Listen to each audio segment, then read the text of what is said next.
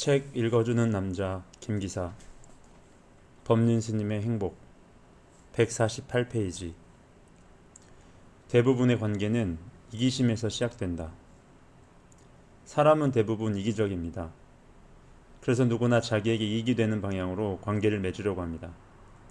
우리는 누군가와 특별한 관계를 맺고 유지하려고 할 때 의도적이든 그렇지 않든 이기심이 작용합니다. 결혼 상대자를 고를 때도 경제적인 조건이나 학벌, 신체 조건, 성격 등을 두루 고려해서 자기에게 이익이 되는 사람을 선택합니다. 부모, 자식 간에도 정도의 차이는 있겠지만 이기심이 작용합니다. 자식이 부모를 좋아하는 것도 단지 낳아주고 길러줘 주어서일 뿐만 아니라 부모만큼 자식에게 이익을 주는 사람이 없기 때문입니다. 이렇듯 인간관계에는 이기심이 숨어있게 마련이라 한두 번 만날 때는 별 문제가 없는 것 같다가도 시간이 흐르면 서서히 갈등이 생겨나게 됩니다. 연애할 때는 미래의 상대방의 덕을 볼 수도 있을 거라 기대하면서 당장은 좀 손해를 보아도 감수하지요. 장기적으로 투자를 하는 셈입니다. 그렇게 연애하다가 결혼까지 해서 6개월 정도 지나면 서서히 본심이 드러나기 시작합니다. 별 이득을 못 보는 것 같고 더 나아가서는 이익은커녕 손해보고 있다는 생각이 들면 혼자 사는 것보다도 못하다고 느낍니다. 이기심을 갖고 누군가를 만나는 것 자체가 나쁘다는 게 아닙니다. 다만 다른 사람들도 다 그렇게 이기심을 갖고 인간관계를 맺는다는 사실을 알아야 한다는 뜻입니다.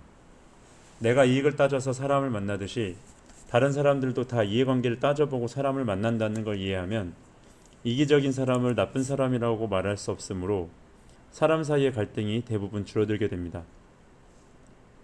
예를 들면 내가 3을 주고 7을 받을 생각이었으면 상대방도 마찬가지입니다.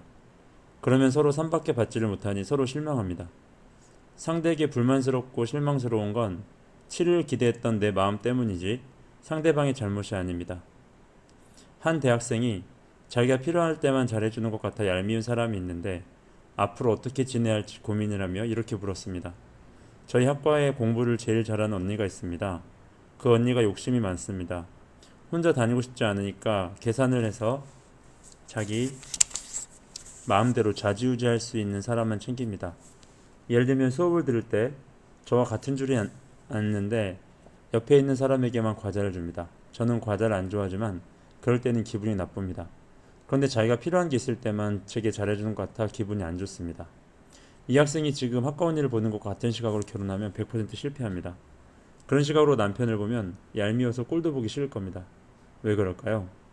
가령 내가 밥할 때 남편이 거들어주지도 않고 먹을 때는 차려놓은 거 다 먹고 설거지할 때는 싹 빠지고 설거지 좀 하라고 하면 바쁜 일 있다고 핑계를 댑니다. 그래서 바쁜가 싶어서 가보면 컴퓨터나 TV를 보고 있습니다. 이렇게 지내다 보면 남편이 얄미워서 같이 못 삽니다. 지금 언니를 얄미워하는 것 같은 마음을 그대로 가지고 있으면 앞으로 가까이 있는 사람을 항상 부정적인 시각으로 보게 됩니다. 예를 들어 회사에 취직하면 상사가 얄밉고 회사 동료가 얄미워서 직장을 오래 다니기가 힘듭니다. 또한 지금의 성질 가지고는 남자를 만나도 문제가 됩니다. 가령 내가 남자친구에게 편지를 2번 썼는데 답장을 1번밖에 못 받고 내가 전화를 3번 했는데 상대는 1번밖에 하지 않았다는 이유로 싸울 수 있기 때문입니다. 사람은 모두 이기적입니다.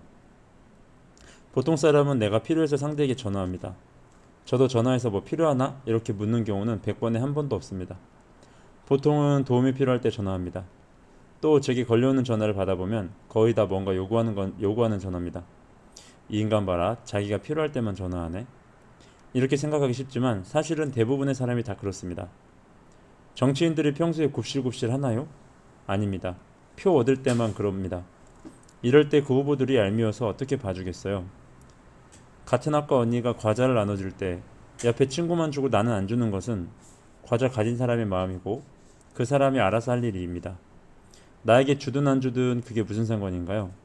주면 고맙고 안 주면 그만이다. 이렇게 생각해야 합니다. 그리고 학과 언니가 모르는 게 있어 묻는 것은 너무 당연한 겁니다. 사람들이 무언가 궁금하면 제게 묻고 저도 필요하면 다른 곳에 묻곤 합니다. 그렇듯 이 세상은 서로 도움을 주고받으면서 사는 겁니다. 그런데 나는 3을 줬는데 왜 너는 2밖에 안 주나? 이렇게 너무 계산을 하면 피곤해서 살기 힘듭니다. 부모가 자식에게는 100을 줬는데 자식은 부모에게 10도 안 줍니다. 그러면 부모가 자식 괘씸해서 어떻게 살겠습니까? 그런데 그 부모 또한 자기 부모에게서 100을 받았습니다. 결국 다 계산하면 인생에서 도움을 주고 도움을 받은 총량은 비슷비슷합니다. 전체를 놓고 보면 이렇게 도움을 주지 않는 언니가 있는가 하면 내가 조금 주고 많이 받는 경우도 있습니다. 앞으로는 상대가 과자를 주면 고맙습니다 하고 먹고 안 주면 또 그만이다 라고 생각해 보세요. 자기 것을 갖고 자기 맘대로 쓰는데 왜 그걸로 시비하나요? 앞으로 남자를 사귈 때도 마찬가지입니다. 내가 좋아했는데 상대가 날 안 좋아한다고 미워하면 안 됩니다.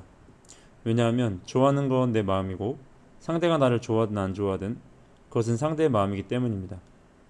또 나를 좋아하다가 나중에 딴 여자를 좋아해도 미워할 필요가 없습니다.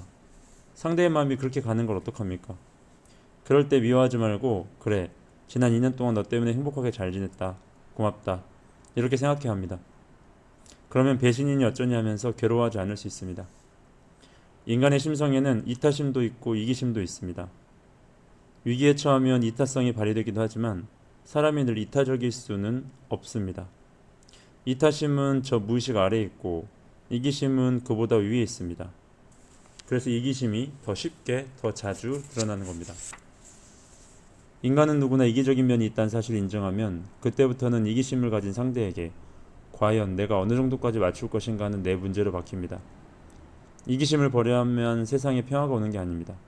내가 이기적이듯이 상대도 이기적일 수 있다는 것을 이해하면 갈등이 크게 줄어듭니다. 남이 어떻다고 못마땅해 하지 말고 고치려고도 하지 마세요. 자기가 자기를 바꾸려고 해도 잘 안 되는데 남을 어떻게 바꾸겠어요. 다만 내가 보기에 못마땅해서가 아니라 그 사람을 위하는 마음으로 고치도록 해보는 것은 괜찮습니다.